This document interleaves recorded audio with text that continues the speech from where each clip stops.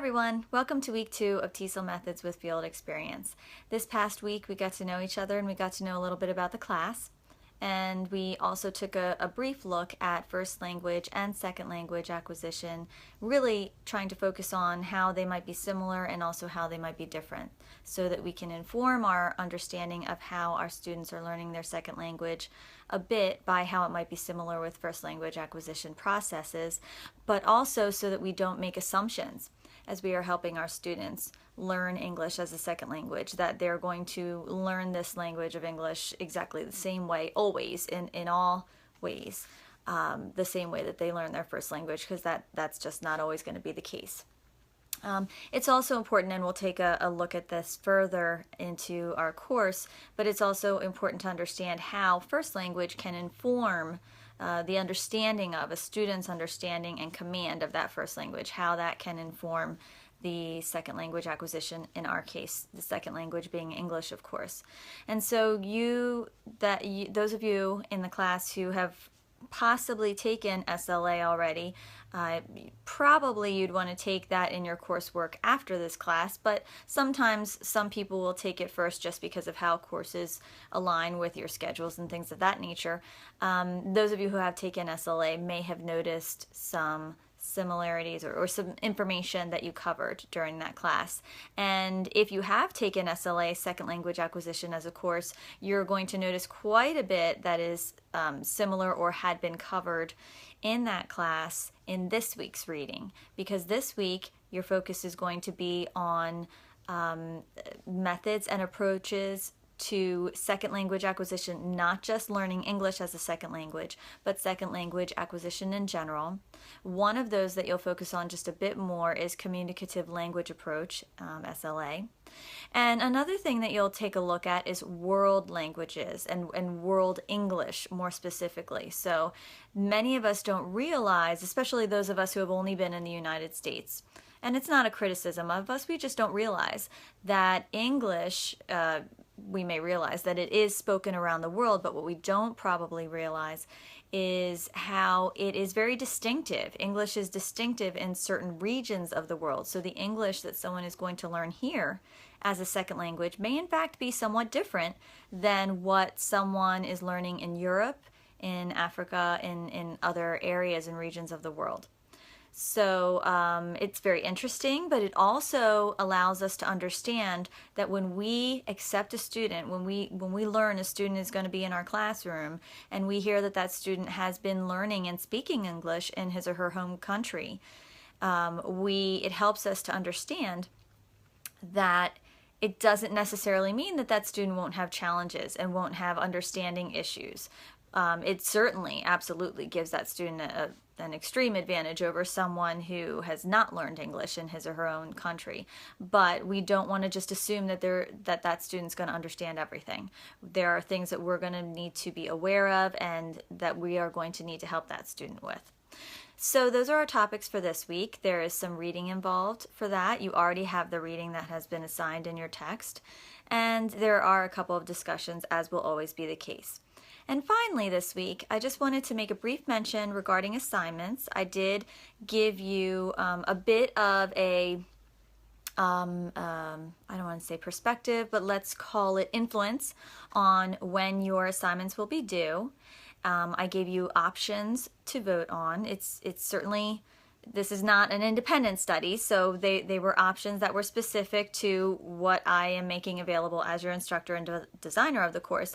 But I did give you some options and I did ask for a vote, and the majority seem to feel that on a weekly basis, the discussion initial posts should be due Wednesday evening, and any replies that might be requested to peer posts should be due on Friday evening at the latest possible time. So I believe Brightspace allows me to do 11:30 as the latest possible time. So I will probably do that, and that's perfectly fine with me. I'm happy to do it.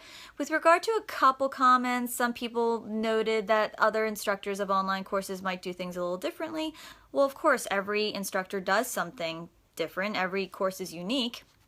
Every class is unique. So I may not be doing everything that other instructors are doing. They may not be doing things that I'm doing.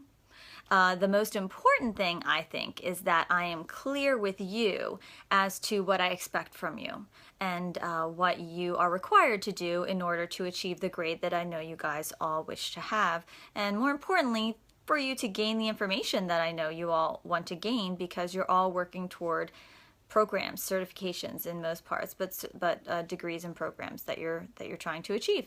So I want to do that, and so at this point, like I said, the discussions will be due on Wednesday evening. The replies will be due on Friday evening. Your long-term assignments are due on the dates that are noted on the syllabus from the time that you got it, so you know when they are due until the end of the semester.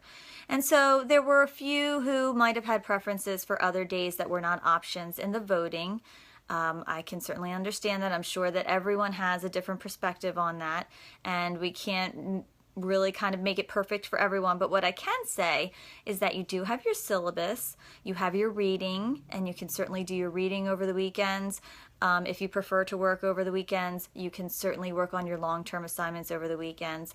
And for the most part, I will try to get your modules posted, if at all possible, by Friday before the week of discussions and assignments. I guarantee that they will be up by Sunday evening, Monday morning, but the earlier I can do it, I certainly will. So as we've now kind of gotten acclimated into the class, I will start to do that. All that having been said, and I appreciate, of course, as always, I appreciate the hard work that everyone does. I appreciate you getting your assignments in on time and being responsible for that and contributing with your open and honest ideas. So thank you always. I understand you have schedules, families, lives outside of this class, as do I, and I appreciate all that you put, all the effort that you put toward this class. I really do. I understand it and I appreciate it. I've been in your shoes, of course, so thank you. Aside from that, having said that, I do want to say that given that I understand this weekend and Monday is Labor Day, I'm recording this on Saturday, I will probably give you extra time for the discussions. I don't want that to be misunderstood as a general rule. In general, we'll keep with the Wednesday, Friday deadline policy for the threaded discussions, but this week I will probably give you an extra day or so, just because I want you to enjoy your Labor Day weekend, and I want you to enjoy your family and relax a little bit. So please do that. I'm telling you, please don't work on TESOL on Labor Day. Enjoy your time with your family. So we'll do that, and then we'll go toward our regular agreed upon due dates after that. So I'm again recording this on my phone. I apologize that it's running a little long again.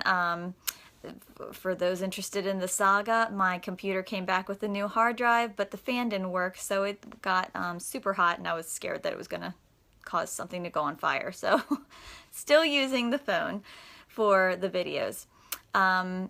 Anyway, have a wonderful week, everyone.